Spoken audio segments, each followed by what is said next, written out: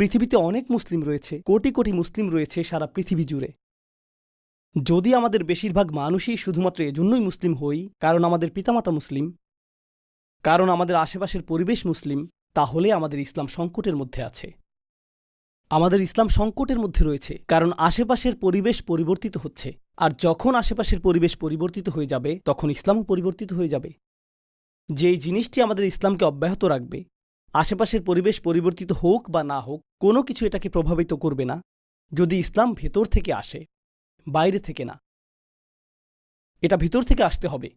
আমি আমেরিকায় থাকি, কখনো কখনো তরুণ ছেলেরা এসে আমাকে বলে, ওস্তাদ, আমেরিকায় মুসলিম হিসাবে বসবাস করা আসলেই কঠিন। আর আমি বলি, আমার জীবনে এর চেয়ে অদ্ভুত কথা আর শুনিনি। আমেরিকায় মুসলিম হিসাবে বসবাস করা খুবই কঠিন। যখন 2 + 2 = 4 হয়, এটা ত্রিনিদাদে মেনে নেওয়া কঠিন না যে 2 + 2 = 4।